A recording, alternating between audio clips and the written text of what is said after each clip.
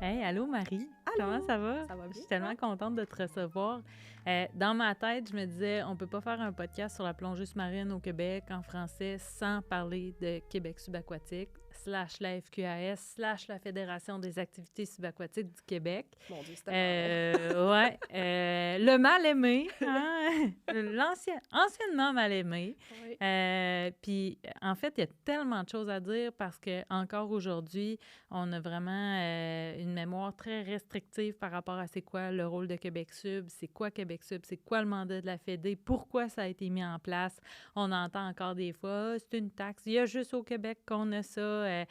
Donc, je trouvais que c'était une super belle opportunité de parler d'un peu de l'historique de Québec Sub, de la Fédé, mais aussi, surtout, parler des bons coups. Puis là, on est vraiment rendu à shiner, puis c'est beaucoup plus que l'accréditation Québec Sub, puis c'est de ça que j'avais envie qu'on parle. Fait que dans un premier temps, j'aimerais ça que tu te présentes. Pourquoi tu es à FQAS? Es-tu plongeuse? Depuis quand? C'est quoi tes objectifs futurs? Ben, moi, je suis la directrice générale de Québec Subaquatique. Fait que ça fait 3 ans maintenant, un petit peu plus que 3 ans que je suis en poste.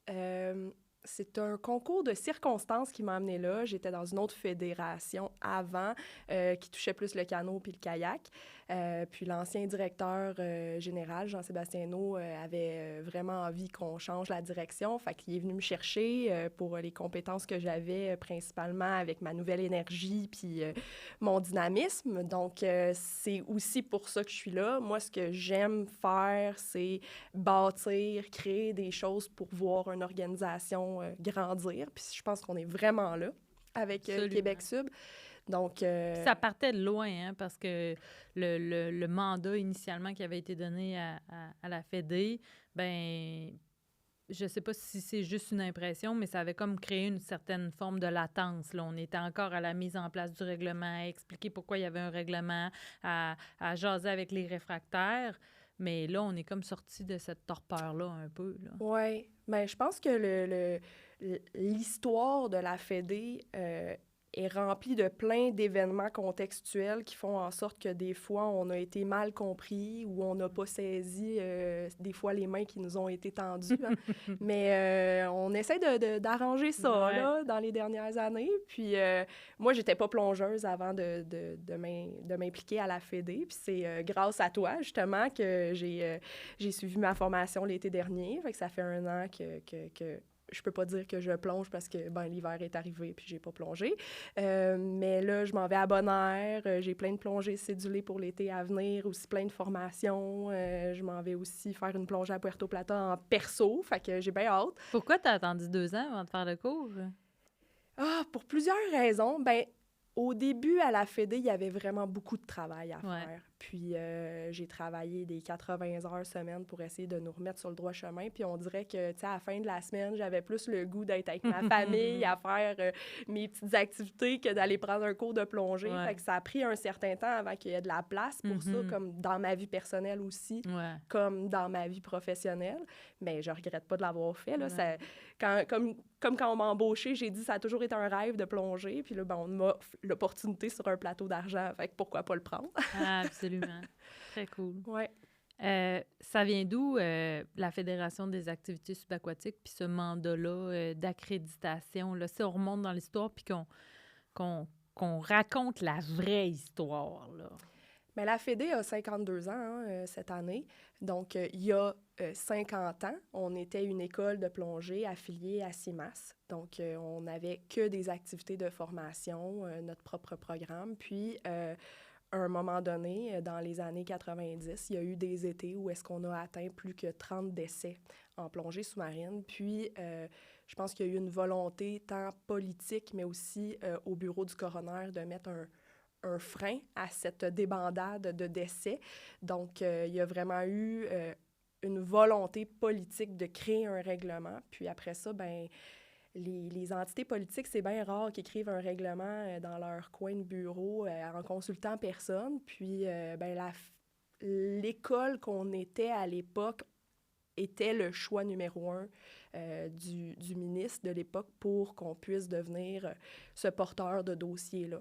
Donc, évidemment, il y a eu beaucoup de c'était très difficile, même à l'époque, là, on était très réfractaires à la fédération de prendre ce dossier-là parce que ça impliquait qu'on laisse aller notre école, nos activités de formation. Puis, il y a eu beaucoup de discussions. Hein? Les gens qui étaient assis autour de la table avec le gouvernement, ils n'étaient pas très convaincus qu'un règlement, ça allait faire en sorte qu'il y ait moins de décès. L'avenir les a peut-être convaincus, ouais. Mais en même temps, ça aussi, c'est un autre débat parce qu'il y a tout un contexte au niveau de l'équipement qui a évolué, la formation qui est de meilleure qualité aujourd'hui. Donc, est-ce qu'on peut attribuer entièrement la réduction des décès à seulement la mise en place du règlement? Je ne suis pas certaine. Moi, je ne vois pas ça blanc comme noir. Là, je pense qu'il y a tout un contexte, comme je disais. Donc, la Fédé a pris vraiment le dossier là, à partir des années 2000, puis est devenue ce qu'elle est aujourd'hui, une organisation qui fédère une activité. Je pense que, comme je disais tantôt dans les contextes, un des contextes qui a peut-être pas aidé la Fédé à devenir un bon binôme pour le plongeur, c'est qu'on est devenu très bureaucratique. Donc, on s'est éloigné du terrain. On partait de la formation, donc on était directement impliqués dans la création de bébés plongeurs pour se rendre à ne plus être sur le terrain puis remplir des formulaires sur 3 copies carbone. Là. Ouais. Donc, c'était quand même très loin. Puis les années ont passé, puis on n'a pas su nécessairement voir qu'on était en train de glisser vers cette bureaucratie-là qui commençait à un peu nous envahir. Puis, je pense que la perception sur le terrain des gens, c'est qu'on était devenus pro-gouvernement, puis on endossait beaucoup ce règlement-là. Puis, c'est vrai qu'on l'a endossé, on a eu le mandat de l'encadrer, mais en même temps, je pense que les gens qui ont décidé de l'encadrer à cette époque-là, ils le faisaient de bonne foi pour faire en sorte que la plongée au Québec soit sécuritaire, puis surtout qu'on se fasse pas dire ben il n'y en aura plus de plongée au Québec parce que c'est trop dangereux. Il fallait comme trouver une solution tampon, puis la solution tampon, c'était de dire OK, on accepte d'être le porteur de dossier du règlement, mais en échange, on va continuer de plonger ici, puis on a des belles choses à voir ici, puis faisons-le. Parce qu'il y a quand même un flou, hein, quand... puis je me souviens de cette époque-là, parce que moi, j'étais en plongée à partir de 1998, mais de voir quelqu'un passer le pas de la porte chez Plongée Nautilus, puis dire « Hey, salut, je viens louer un équipement complet avec un cylindre, je m'en vais aux Escoumins, j'ai été certifiée la semaine passée au Mexique avec ma blonde. » Tu sais, je me souviens d'être quand même, tu sais, les Escoumins, c'est un peu différent du Mexique. Tu vas avoir plus de plomb, la cagoule, les mitaines, il y a les marées, les courants peuvent être forts. Tu sais, tu me sembles peut-être pas avoir une expérience qui est suffisante pour ça. Puis après ça, c'est une question de jugement, mais c'est dur d'avoir du jugement quand tu n'as pas d'expérience. Si tu conduis une moto puis ça va très bien à 120, à 150 puis à 160, tant aussi longtemps qu'il ne t'arrivera pas un accident, tu as l'impression que tu es en sécurité. C'était un peu la même chose en plongée. Ça avait très bien été. Tu avais peut-être l'impression d'être en sécurité, tu avais peut-être l'impression d'avoir toutes les connaissances requises, mais des fois, il en manquait un petit peu pour faire le pont avec la plongée au Québec, puis c'était manquant, tu sais. Oui, puis le règlement a peut-être pallié aussi à aider à ce que ce gap-là entre le cours et l'expérience soit rempli. Absolument. En mettant des règles. Absolument. Fait que si je récapitule, là, on est face à une agence qui s'appelait la FQAS, qui a été mandatée par le gouvernement pour être le porteur de ce règlement-là qui avait été mis en place suite à plusieurs accidents de plongée. Puis je tiens quand même à dire aux gens que les rapports du coroner sont sur le site de Québec subaquatique. Oui. Puis c'est une lecture qui est très intéressante parce que, malheureusement, de par ces accidents-là, on apprend plein de choses, mais on peut aussi voir le type d'accident qu'il y avait, puis la quantité surtout d'accidents qu'il y avait. Oui, puis on peut aussi se permettre de faire une petite analyse au niveau des années pour se rendre compte que depuis 10 ans, on est à moins, puis là, quand je dis ça, ça a l'air un peu étrange, on est à moins d'1 décès par année, on est à 0,6 décès annuellement. C'est une moyenne. Donc, ça veut dire qu'il y a des années où on n'en a pas du tout des décès. Absolument. Donc, c'est ce que je disais un peu tantôt. Il faut que les gens ils comprennent que le règlement, il peut avoir aidé pour certaines choses. Puis, on peut des fois ne pas être en accord avec tout ce qui se trouve là-dedans. ça reste une loi. Hein. Une loi, c'est compliqué, c'est pas le fun à lire, ça emploie des mots qu'on n'utilise pas tous les jours. Fait que, tu sais, je peux comprendre que les gens peuvent être chamboulés, vivre des émotions face à ce règlement-là, mais quand même, il y a un effet positif qu'il y a eu Absolument. sur la pratique. Puis il y avait quand même le défi de prendre plein d'agences différentes qui viennent de plein d'endroits différents avec plein de standards différents, puis de faire quelque chose qui pouvait amalgamer tout ça, là, tu sais. Ça, c'est vraiment un exploit, là. Quand on dit, là, ça a été long hein, avant qu'on puisse tomber dans du le fun, puis on va en parler du le fun, mais tu sais, il y avait quand même un challenge important là, à réaliser, là, de faire un règlement qui allait mixer tout ça. Oui, c'est un challenge, c'était un exploit à l'époque de consolider toutes ces normes différentes-là en une. Je reviens encore avec mon mot contexte. Je pense que ces agences-là se sont quand même beaucoup uniformisées, même s'ils ont des noms différents, des logos, des couleurs, des standards un peu différents. Ça demeure qu'il y a quand même un core qui se ressemble. Là. Donc, il y a une certaine facilité aujourd'hui de dire, bien, peu importe l'agence que vous prenez, ils rencontrent tous des normes ISO. Ils sont tous des agences de bonne qualité.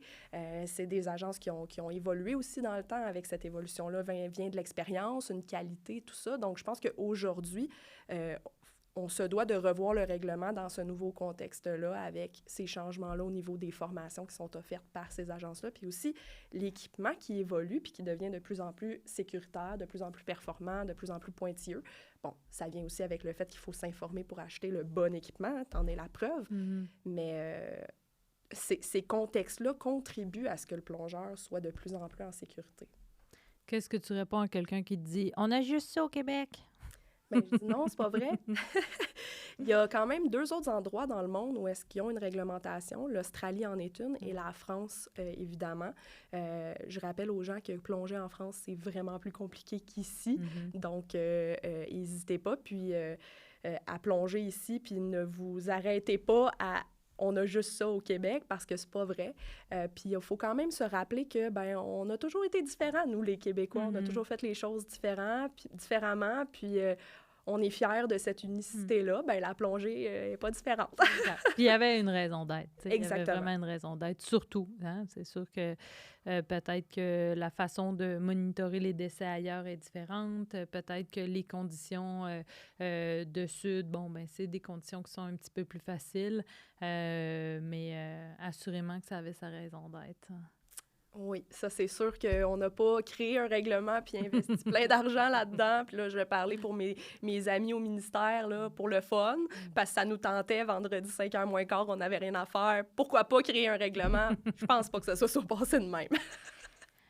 On a parlé du règlement. Je pense que maintenant, les gens ont comme accepté hein, que c'était là. Les gens de la communauté participent au suivi, finalement, de cette réglementation-là en émettant des certificats de compétences de plongée de la FQAS. Les mandataires se renouvellent, font leur formation continue. C'est tout du positif.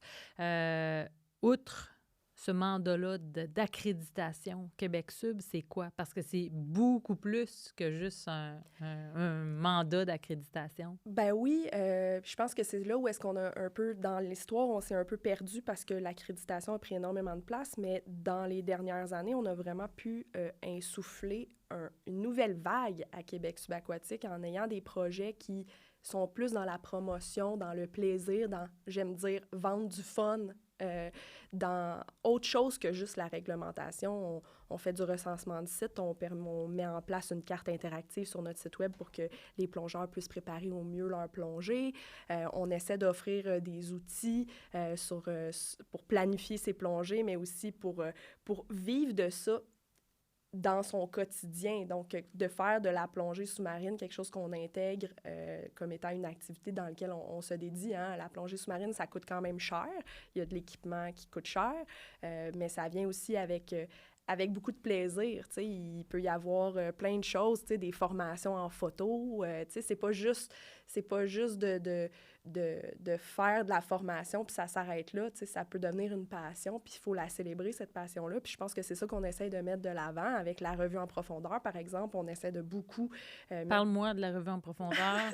Mais on essaie beaucoup de mettre de l'avant, tu sais, des récits d'aventure, d'avoir une revue qui correspond aussi aux plongeurs d'aujourd'hui, tu sais, d'avoir des super belles photos qui démontrent ce qu'on est capable de voir ici au Québec, que non, on n'a pas juste de la mauvaise visibilité tout le temps, puis que quand on plonge en lac, c'est pas vrai qu'on voit rien.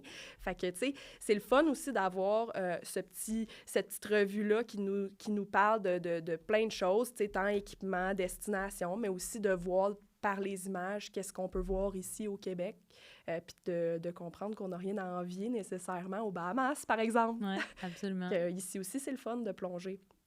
Donc, on a des projets comme ça qui sont plus dans la promotion puis dans vendre du fun avec la plongée sous-marine, qu'on n'est pas juste des bureaucrates assis dans notre bureau à remplir des formulaires en 3 copies carbone.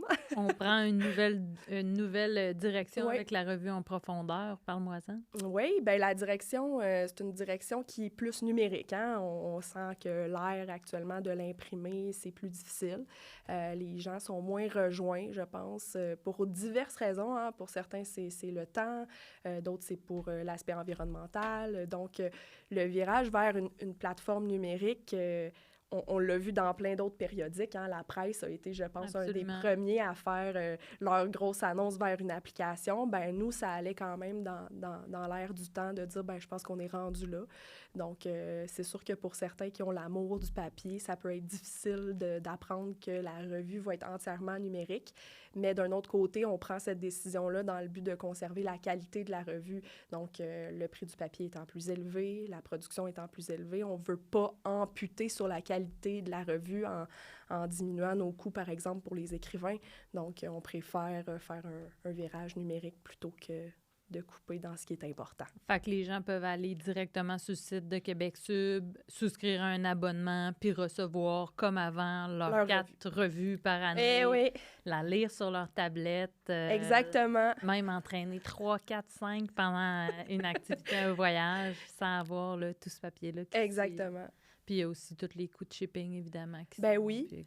Puis le numérique, ça a certains avantages, comme tu disais, de pouvoir revenir dans le temps. Hein? Donc, quelqu'un qui est vraiment un passionné de la plongée, ben il ne sera pas confiné aux 4 dernières revues. Il va avoir tout l'historique des revues en profondeur dans son abonnement. Fait que ça peut être une source incroyable d'éducation parce qu'il y a quand même beaucoup de choses qui sont racontées, beaucoup d'éducation qui est faite par la revue. Absolument. Puis l'éducation, ben, c'est les connaissances, puis ça nous préserve au niveau de la sécurité. Puis s'il y a bien une activité qu'il faut continuer à s'éduquer, c'est la plongée sous-marine. On n'a jamais vu le bout. Ah, absolument. Parle-moi de la route Palmée. La route Palmée, c'est un projet qui vise principalement à faire une forme de signalisation universelle sur les sites pour permettre aux plongeurs de s'informer quand ils arrivent sur un site des règlements du site, de la bonne conduite qui est attendue. Puis cet objectif-là vise principalement le fait qu'on ne perde pas nos accès au site. Donc, est-ce qu'on en a déjà perdu, Marie? Oui, on en a déjà perdu des accès à des sites, beaucoup. Un des enjeux qu'on vit dans la plongée sous-marine, c'est pas tant qu'on perd des accès au site parce qu'on a un mauvais comportement environnemental, comme on le voit parfois dans le canot et dans le kayak. C'est plutôt notre conduite en tant que plongeur qui amène la fermeture de sites. Donc, c'est dommage, mais on encourage vraiment les gens, avec la Charte du plongeur, à adopter des comportements socialement acceptables que tous devraient déjà connaître. Mais bon, des fois, un petit rappel, ça peut aider. Puis la route Palmée, ben c'est ça. Ça se veut un outil pour sensibiliser les gens quand ils arrivent à un site. Ils vont voir une signalisation qui a été endossée par le gestionnaire du site. Ça peut être une entreprise, ça peut être un particulier qu'on plonge sur son terrain, par exemple, qui va nous transmettre des règlements qu'il souhaite voir chez les plongeurs. Puis après ça, ben, il y a tout le volet de la fédération qui dit, ben écoute, ce site-ci, c'est peut-être un site plus difficile. Donc, ça serait important que tu aies peut-être ce genre de formation-là. Il y aura sur cet affichage-là aussi une carte avec tous les attraits intéressants du site en question pour la plongée, quel genre de mise à l'eau, etc. Donc, ça se divise en deux. Il y aura une signalisation physique sur le site, mais il y aura aussi des informations sur la carte Plonge ici qui va rassembler toutes ces informations-là. Donc, le plongeur n'a pas vraiment de raison de ne pas être au courant en arrivant sur le site. « Oh mon Dieu, je ne savais pas que... » Non, tu avais les informations autant en ligne que sur le site. Donc, on s'assure que tous soient au courant de chaque situation pour chaque site. Absolument. Puis on a souvent l'impression que les sites de plongée qu'on visite, c'est comme public, là, mais quand on part d'un site de plongée, qu'on laisse sa voiture là, bien, c'est sur souvent un terrain privé. Il y a un accès à payer au site, au propriétaire du site, qui doit être assuré, qui doit faire déneiger, qui doit mettre des passerelles, qui doit sécuriser son site.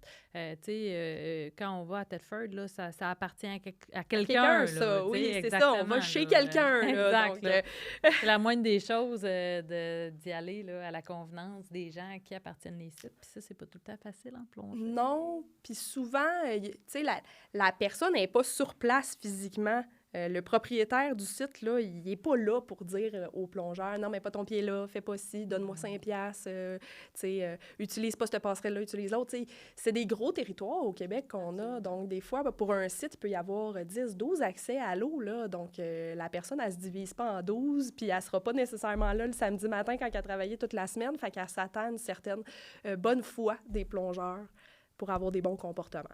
Tu as parlé de la charte du plongeur. C'est quoi la charte du plongeur? Moi, je le sais. Là. Mais mettons pour le monde qui nous écoute, là, où je vais signer la charte du plongeur, où je vais la lire, puis où je me rappelle, peut-être comme à chaque début de saison, qu'il y a un petit quelque chose à faire là, pour... La charte du plongeur, c'est comme un genre de code d'éthique, mais le code d'éthique, c'est pas le fun d'entendre ce mot-là, fait qu'on préfère charte du plongeur. Ça se trouve sur le site Internet de Québec Subaquatique et on peut aller la signer pour dire que hey, moi, j'endosse ce qui est écrit là, j'en fais les actions qui vont gérer ma plongée. J'en prends conscience. Je vais la relire à chaque année. Elle va aussi se trouver sur les sites, sur les panneaux de signalisation de la route Palmée, d'ailleurs. Mais c'est en fait 10 postulats très de base qui te disent, oublie pas que ce serait important que tu te changes à des endroits appropriés. Tu peux pas te montrer à bisoune partout. Maintenant. Non, c'est ça. Tu sais, si t'es dans un parc, par exemple, à Pointe-des-Cascades, où est-ce qu'il y a des enfants qui jouent, peut-être que ça serait mal vu par leurs parents que toi, tu te déshabilles tout nu. Parce que tu plonges en wetsuit, à ce moment-là, tu es obligé d'aller de nu à complètement habillé. La solution pourrait être dans la charte le dry suit. Oui, c'est une bonne idée.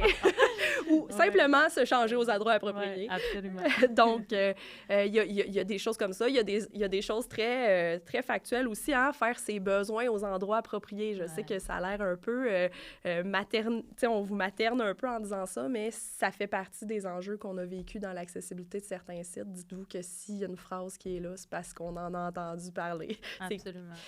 Mettre le pied dans un caca d'humain, c'est pire que dans un caca de chien. Oui, c'est ça. Tout ça, c'est pas le fun. Et en tout cas, ça sera pas le fun au moment de votre plongée. Ça vous fait des belles affaires à raconter après, mais sur le coup, pas tant cool.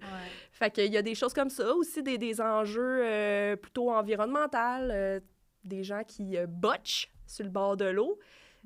En 2024, pas tant nice, tu sais. On a des cendriers, il y a eu beaucoup d'éducation faite sur la cigarette. Ben ça s'applique aussi à nos plans d'eau. N'oubliez pas que quand vous plongez puis que vous faites pipi dans l'eau ou vous botchez dans l'eau, ben vous plongez là-dedans. Donc, ça serait le fun de garder nos plans d'eau le plus propre possible, autant pour vous, plongeurs, mais aussi pour la faune, la flore marine qui est là, qui a besoin d'être respectée. On rappelle aussi aux gens de ne pas toucher. On va plonger, c'est une activité de contemplation. On va là pour voir qu'est-ce qui se trouve là. On va pas là pour ramener des objets, toucher ou déranger des espèces. Vous voulez acheter des fleurs à votre amoureux ou votre amoureuse, allez chez le fleuriste. Les algues marines sont pas là pour ce genre de plaisir-là. Absolument. Donc, on rappelle ces petites consignes-là via la charte. Puis... on a beaucoup de signataires déjà. Il y a beaucoup de gens qui ont endossé ces actions-là puis qui les ont aussi célébrées dans leur pratique. Puis c'est vraiment le fun de voir que la communauté se rassemble autour de ces bonnes actions-là à mettre en place. Puis on espère voir dans l'avenir qu'on n'aura plus besoin de le dire parce que ça va être un acquis. Mais je pense que dans n'importe quelle pratique de sport, dans des lieux publics, là, il y a toujours quand même une certaine forme de mise en place de charte à faire. Là. Des fois, ça prend juste un individu, hein, puis c'est tout le temps comme ça. Oui, on fait ça pour le 1 ben oui, exactement. Fait que si vous êtes le 1 allez signer. Hein? Mais si vous êtes le 99 qui fait bien, ben allez signer aussi. Fait que ça va peut-être inciter le Soyez fiers de vos bonnes actions en signant la charte. Exact. Géoréférencement? Géoréférencement, c'est un très gros projet parce qu'en fait, avant, on avait Scubapédia. Je suis sûre que je dis ce mot-là puis tout le monde sait de quoi je parle. Ouais. On s'entend que c'était bien le fun en termes d'information, mais on va s'entendre aussi que le visuel puis l'utilisation, ça avait fait son temps. Hein? C'est un wiki. Wiki des années 2000, c'était super, mais aujourd'hui, on est un peu ailleurs. Fait que le géoréférencement, ça nous permet aussi, en tant qu'organisation qui est supposée encadrer la Fédé sur le territoire québécois, ça nous donne la légitimité de dire, OK, nous, on a vérifié ces informations-là, puis ce qui est publié, c'est vrai. Donc, on a cette responsabilité-là dans le projet de géoréférencement avec l'importation des données qui provenaient de Scubapédia vers la carte Plonge ici, qui est interactive sur le site de la Fédé, de faire en sorte que l'information qui est là, ben c'est pas juste Ginette un dimanche après-midi qui est allée dire qu'elle n'a pas passé une bonne journée parce que l'eau était brouillée, tu sais. Ces commentaires-là sont super sur Facebook pour des reviews de sites, mais quand un plongeur cherche de la donnée valide, vérifiée et exacte, ben l'outil de géoréférencement qui est la carte web Plonge ici, c'est l'outil numéro 1 vers lequel un plongeur devrait se tourner pour aller chercher l'information pour préparer sa plongée du site où il s'en va plonger. On est un Français, parce que j'espère qu'on va avoir des auditeurs de l'Europe, de la communauté française, puis on a entendu parler des beautés, des richesses de la plongée au Québec. Comment on fait pour arriver ici, puis pouvoir plonger en fonction du règlement? Ce serait quoi la procédure? Est-ce que c'est compliqué? Parce que souvent, on voit ça bien compliqué. Ou est-ce qu'on peut faire ça relativement de façon simple? Moi, j'ai envie de dire, quand on est passionné, rien n'est compliqué. Donc, les gens qui sont passionnés de plongée puis qui ont envie de venir découvrir le Québec, ils vont passer à travers le processus. Tu sais, moi, si j'ai envie d'aller en Russie demain matin, je vais devoir demander un visa.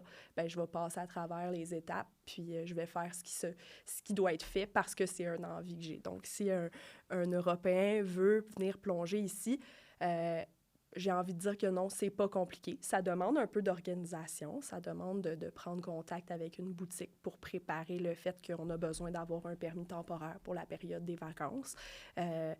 Mais ça permet aussi, je pense, cette prise de contact-là d'enrober la plongée au Québec encore de son filet de sécurité. Tu sais, on le dit souvent dans plein de formations des agences, hein, Paddy, ils disent toujours de consulter le local pour connaître où aller plonger, comment plonger, c'est quoi les difficultés des sites. Bien, c'est un peu la même chose pour ici. Donc, en fait, tu vas aller plonger aux Escoumins, bien, prends contact avec la base de plongée, demande les renseignements, puis fais les étapes qui te permettront d'aller plonger, c'est-à-dire de répondre à certaines questions, hein, du mandataire qui est là sur place, qui, en fait, lui, veut juste ton bien. Exact. Donc, tu sais, c'est pas tant compliqué en soi. Tu as besoin d'un logbook, hein, tout plongeur devrait avoir un logbook, que ce soit sur son ordinateur ou dans un calepin. Donc, déjà, si tu as ça, tu as 50 % de la job de fait pour démontrer à ton mandataire que tu en as effectué 10 plongées, puis que tu es capable aussi de démontrer que tu es capable de plonger avec des gants, une cagoule, puis des bottes. Donc, si ces exigences-là sont rencontrées par cet Européen-là, puis qui est capable d'en faire la démonstration à son mandataire, le processus d'acquisition d'un certificat temporaire, c'est très simple.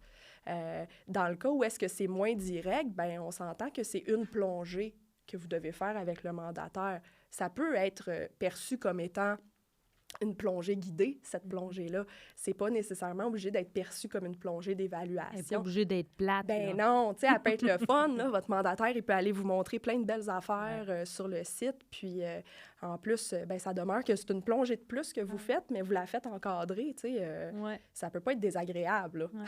Puis, tu sais, quand on atterrit, que ce soit ici ou ailleurs, t'embarques à l'eau avec quelqu'un, il va te dire, ah, ben, tu sais, ici, je rajouterais un gilet si j'étais toi. Hey, sais-tu, je vais te prêter une cagoule un peu plus épaisse pour les escoumins parce qu'une 3, ce sera pas suffisant. Hey, oublie pas, on est en eau salée. Ah, t'as jamais plongé en eau salée? Ben, on va faire des tests de plomb. J'en ai un peu de backup du plomb. On va rajouter 2 livres. On va faire quelques tests de flottabilité. Ah, ben, écoute, ça, c'est des palmes d'eau chaude. Tu vas pourras pas geler. mettre ça avec ton vêtement. Les bottines sont trop grosses. Ici, on utilise du 7 mm. Mais regarde, ça serait des bonnes palmes pour toi. C'est plate quand on est rendu à destination, là, d'être un peu laissé à nous-mêmes puis de ne pas avoir ce pont-là pour faire des plongées qui sont sécuritaires puis agréables. Puis quand on va au Mexique pour faire de la plongée de grotte, hein, ils vont toujours nous amener en reef avant pour voir nos capacités de flottabilité, notre contrôle, notre calme, parce qu'évidemment, ils ne veulent pas que dans ces notes, tu pètes un plomb puis que par le fait même, tu entraînes un stalactite qui a plusieurs milliers d'années dans ta descente aux enfers. Fait que, bref, tu sais, il y a ça ici, mais il y a ça ailleurs aussi. Oui, oui, oui. Puis effectivement, je pense qu'il faut le voir comme une expérience de plus encadrée d'un instructeur qui va assurément nous apprendre au moins une chose. Je pense que tu vas être d'accord avec moi, on en a parlé tantôt, la plongée sous-marine, c'est une pratique qui se veut évolutive. Donc, chaque plongée t'apprend quelque chose. Fait que si tu vois ta pratique de la plongée de cette manière-là, ben il y a de bonnes chances que tu finisses ta vie à 98 ans parce que tu n'auras pas eu d'accident en plongée, parce que tu vas t'être assuré que tu es toujours bien encadré, la sécurité est là, que tu as pris les bons renseignements, que tu as le bon équipement, parce que personne n'a le goût là, d'aller se geler les pieds à 2 degrés aux escoumins parce qu'il ne se l'est pas fait dire qu'il y avait besoin de ne pas amener ses palmes chaussantes, là, tu sais. Exact. C'est drôle parce que les gens chez nous, souvent, vont faire leur cours open water, certification en station balnéaire, surtout l'hiver, évidemment. Puis quand on parle de Québec subaquatique, du certificat de compétence de plongée de la FQAS, souvent les gens disent « Ah, il va falloir que je repaye pour une certification. » Puis je dis « Ah, attends un peu, là, tu repaies pour quelque chose qui est complètement différent puis qui va t'amener beaucoup plus loin. Tu sais, moi, je suis dans l'industrie depuis presque 25 ans, puis la formation continue, j'en fais tous les ans. Je paie un instructeur pour apprendre de nouvelles choses. Fait que toi, nouveau plongeur, là, je pense pas que 2 plongées avec moi là, en dry suit à Thetford, ça va te tuer. Là. Je pense qu'au contraire, ça va t'amener plus loin. Ça va te permettre d'augmenter ton awareness, de comprendre pourquoi la plongée au Québec, hein, c'est pas si facile que ça, parce qu'il y a quand même un niveau de difficulté qui est supplémentaire. Puis de vraiment encadrer ta pratique pour que ce soit un plaisir qui est optimal. Absolument. Tu parles de 2 plongées, on parle pas non plus d'aller se faire arracher des dents. Hein? Exact. C'est supposé d'être le fun. C'est supposé d'être le fun. Puis dans un processus d'enseignement, la pédagogie de ton instructeur, par exemple, à la station balnéaire, qui est peut-être pas dans ta langue maternelle, peut-être qu'il y a des concepts pour lesquels tu as été certifié qui n'est pas si bien compris finalement. Ouais. Donc, le fait de refaire 2 plongées avec un autre instructeur qui va t'expliquer les choses différemment dans ta langue, ben peut-être que ça va juste te permettre de peaufiner aussi là, ta technique là, exactement. Pour être meilleur.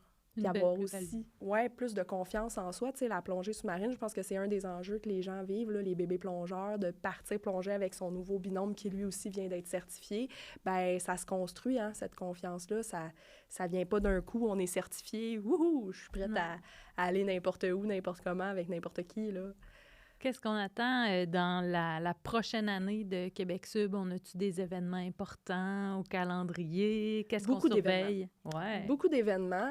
Évidemment, le prochain qui s'en vient, c'est le Salon Aventure plein air. Ouais. Je vous invite à venir parce que là, ça fait quand même 3 ans qu'on y va. On a une bonne idée de comment on doit gérer ça.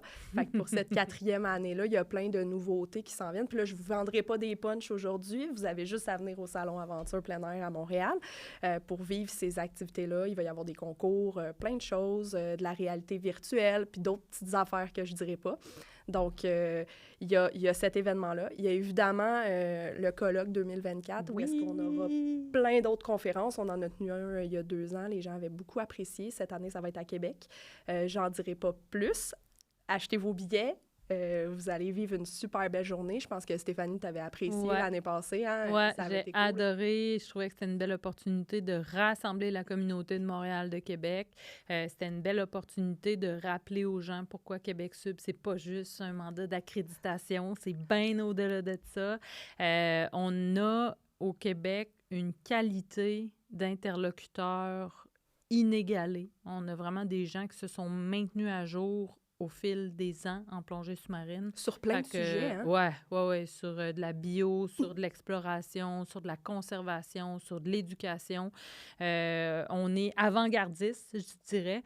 Donc, on avait vraiment là, une qualité j'ai juste speaker, là. De conférencier. Conférencier extraordinaire. Puis je sais que ça va être pareil cette année. Fait que j'ai très hâte. Parce que c'est pas avec 4 conférences qu'on couvre l'ensemble des bonnes personnes pour nous parler. Là, c'est au fil des années. Qu'on va se construire une panoplie de conférences qui vont être extraordinaires.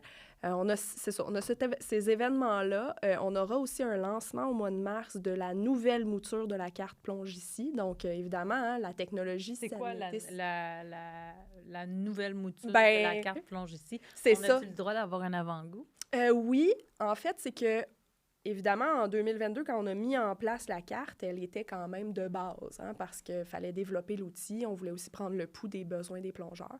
Donc, en mettant en place une première page qui n'est pas blanche, ça nous a permis de récolter plein de commentaires de la communauté puis d'améliorer cet outil-là. Par exemple, d'ajouter des photos, des vidéos, d'avoir des outils pour imprimer certaines cartes pour pouvoir mieux encadrer. Tu sais, c'est le fun, là, le samedi soir, quand tu n'as rien à faire, tu vas checker les sites de plongée, mais quand tu vas en parler avec ton binôme, tu as peut-être le goût d'imprimer de la documentation ou de sauvegarder des PDF pour en discuter lors d'un souper un vendredi. Tu sais. Fait qu'on a vraiment mis en place ce genre d'outils-là pour répondre à des besoins de ce genre-là. Fait que l'outil Plonge ici a vraiment explosé. Puis, on a une super géomaticienne au bureau qui travaille à cette explosion-là de cet outil-là. Puis on va en faire la présentation au mois de mars, au début mars. Puis avec ça, bien, il y a plein de choses qui viennent se greffer. Par exemple, là, je vais vendre un punch là, aujourd'hui. On en prend des punchs. Oui. On a créé un test de personnalité du plongeur avec un algorithme qui, quand tu réponds à une dizaine de questions, te dit quel genre de plongeur t'es et te propose des sites qui correspondent à ta personnalité. Oh. Fait que, intéressant. Oui, c'est intéressant. Fait que moi, je vous invite à venir au Salon Aventure Plein Air parce que c'est là que le test de personnalité va être diffusé. OK. Vous allez pouvoir... On sort-tu comme une capsule de la sac, là, fruité, gourmand? Genre un peu, mais plus cool, tu sais. Genre, vous allez autant apprendre des choses, puis vous n'allez pas consommer d'alcool avant votre plongée, vous allez aller consommer votre plongée. Fantastique. Fait que oui, fait que ça. Sinon, ben, dans d'autres événements, hein, c'est sûr qu'on se présente à des salons. Probablement qu'on ira au DIMA, peut-être au Salon de Paris en janvier prochain. Là, on revient du Salon de Paris, justement, en janvier dernier. Donc, ça faisait partie de nos événements de l'année. Sinon, on a plein de projets de style vidéo. Donc, c'est sûr que là, on se tourne de plus en plus vers la réalité virtuelle à la Fédé parce qu'on se rend compte qu'on a de la difficulté à démontrer aux gens le sentiment qu'ils peuvent ressentir quand ils plongent ici. Donc, la réalité virtuelle, ça peut répondre à ce besoin-là. Donc, j'en dirai pas plus parce que je veux pas vendre le punch de ça non plus. Mais il y aura de la vidéo 360 avec de la réalité virtuelle un peu partout dans nos événements. Fait que je vous invite à venir voir ça. Parce qu'au final, hein, la mission de Québec Sub, c'est de faire la promotion des activités subaquatiques au Québec. Oui. Puis on peut pas réaliser cette mission-là sans sortir un peu des sentiers battus puis de créer des outils, des événements, des plongées où les gens vont pouvoir se rassembler autour de cette mission-là. Oui. Puis, tu sais, je tiens à dire que tous les événements sont ouverts à tous les plongeurs. Tu sais, on a tendance à vouloir beaucoup adresser nos actions vers la strate de plongeurs qui forment d'autres plongeurs, mais toutes nos conférences, tous nos outils sont accessibles pour tout le monde. Pas juste pour le formateur, pas juste pour l'instructeur, pas juste pour les agences. Donc, un bébé plongeur, comme je les appelle, il peut très bien venir à une formation offerte en bio parce que c'est quelque chose qui l'intéresse. Puis, augmenter ses connaissances au niveau de la biologie marine, par exemple, ou de l'environnement. Donc, il faut vraiment voir ça comme une accessibilité pour tous, là, les outils que nous, on offre, pas seulement pour la strate des éducateurs. Avant qu'on finisse, j'ai quand même envie de dire que Québec subaquatique, c'est de la plongée sous-marine, mais c'est aussi d'autres activités subaquatiques. Puis on n'en parle pas si souvent parce que, bon, moi, je suis en plongée à 100% du temps. Et puis, bon, à cause de l'accréditation, je pense que la plongée prend une grosse partie de Québec subaquatique. Mais qu'est-ce qu'on retrouve d'autre comme information chez Québec subaquatique qui n'est pas connexe à la plongée? Bien, on a l'apnée sportive qu'on encadre aussi. On a le hockey sous-marin, le rugby sous-marin. Il y a eu justement les mondiaux de rugby l'été dernier.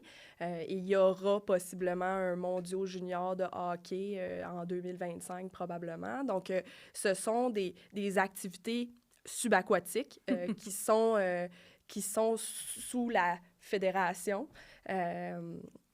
Ce sont des activités qu'on nomme un peu plus marginales, hein, parce que c'est un très petit pourcentage de gens qui pratiquent ces activités-là, malgré le fait qu'elles sont super cool. Ouais. Comme les gens qui disent « Ah, je suis allé voir une vidéo YouTube de rugby », ils reviennent de là changer. Il y a un avant la vidéo, puis un après.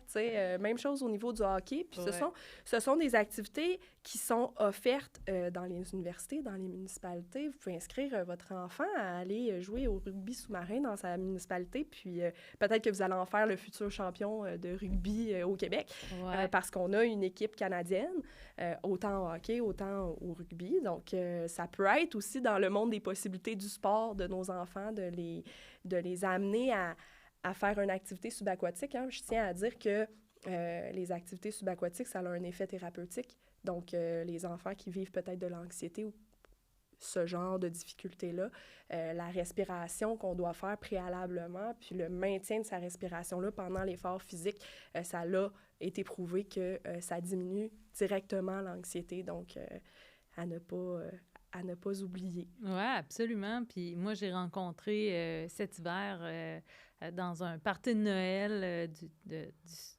conseil d'administration de la Fédé, une joueuse de rugby sous-marin, puis elle m'a beaucoup parlé de ça, puis c'était intéressant de voir la forme physique qui était requise pour participer à ce sport-là. Là.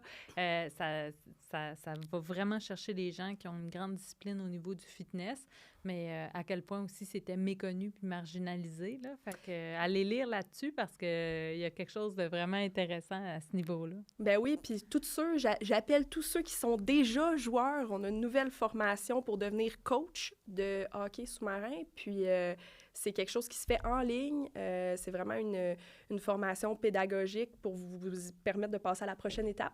Donc, c'est 25 $. Vous pouvez le prendre directement sur le site de la Fédé, puis aller former plein de prochains petits joueurs de hockey, rugby sous-marin dans vos quartiers.